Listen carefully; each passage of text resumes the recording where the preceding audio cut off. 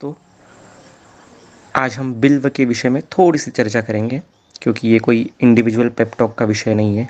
जैसे कि मैं हमेशा बताते आया हूँ कि out of the box thinking का ये मतलब नहीं कि मैं आपको कुछ बहुत ही ज़बरदस्त चीज़ बताने जा रहा हूँ।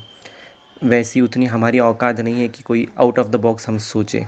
चीज़ें सहीताई में ही है, हम उसे देख नहीं पाते, ढूंढ नहीं पाते। ये हमारा प्रॉब्लम है। इसी की वजह से यदि हम वो देखने लग जाए उस तरह से अलग अलग एंगल से, तो अपने आप आउट ऑफ द बॉक्स चीज़ें निकल के आती है।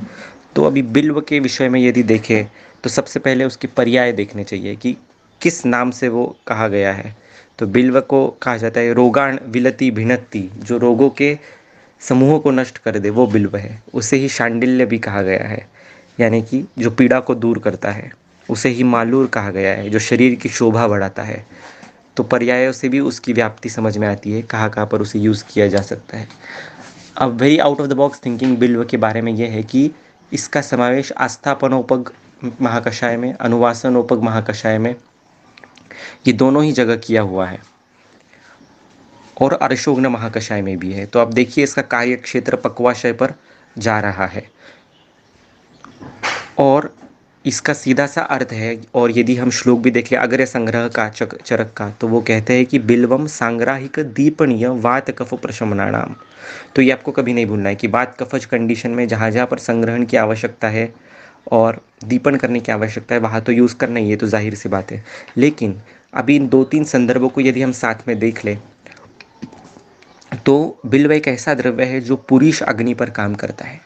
This is out of the box. अभी पुरुष अग्नि क्या है? तो हर एक जो भाव पदार्थ है शरीर में उसका अग्नि होता है।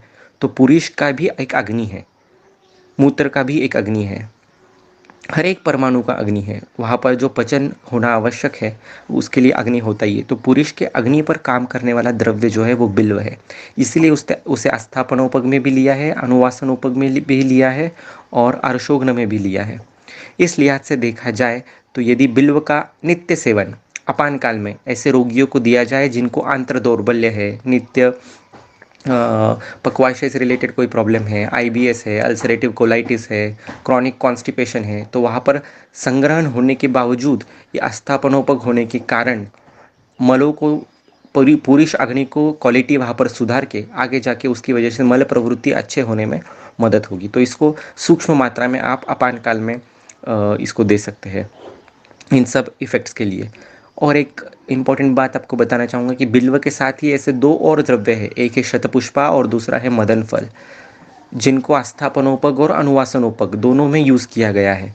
इसका मतलब यह है कि अनुवासन बस्ती जब आप दे रहे हो किसी को, स्नेह बस्ती जब दे रहे हो, तो उसमें अवश्य आपको बिल्व चूर्ण, मदन फल चूर्ण और शतपुष्पा चूर्ण मिलाकर ही देना है। उससे अनुवासन बस्ती का रिटेंशन टाइम बढ़ जाता है और उसका रीच जो है वो परमाणु लेवल पर और सूक्ष्म लेवल तक होने में मदद हो जाती है।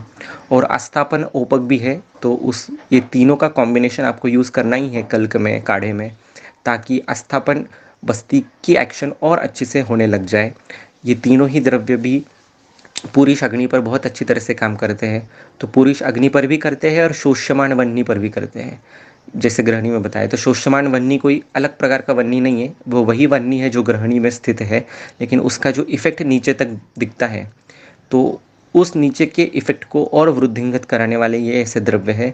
तो इस प्रकार से आप उनको ज़रूर अपने प्रैक्टिस में शामिल कीजिएगा।